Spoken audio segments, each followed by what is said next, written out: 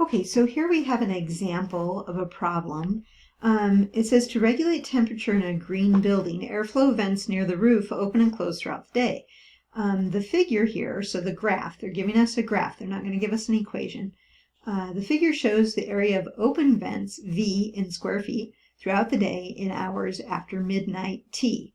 So here you are at midnight, right there, 0%, or not percent, midnight, 0 square feet of vent openings, okay? And then the openings aren't starting to, the vents aren't starting to open until it looks like 8 a.m., okay? Now that's just helping you understand a little bit about the graph.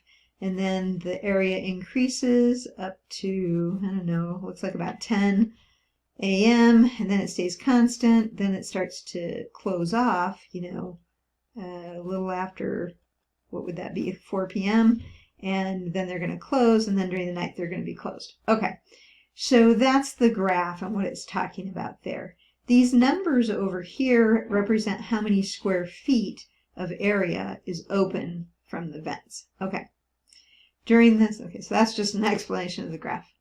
During the summer, the facilities manager decides to try to better regulate temperature by increasing the amount of open vents by 20 square feet throughout the day and night.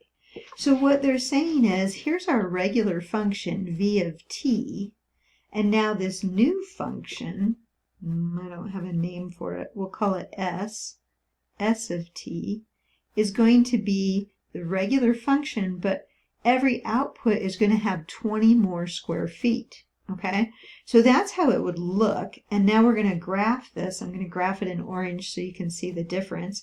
But I'm going to graph that S of t. Each of those points then is going to go up by 20 square feet. So I got to kind of eyeball this where 20 is, maybe about there. Oh man, sometimes this graph works weird now. Okay, and then it's going to stay constant till we get to the 8. Sorry about that. They changed my program on me. Okay. Then it's going to go up from about there. It was at about, I don't know, 220, 230, probably 220, and it's going to go up to about 240.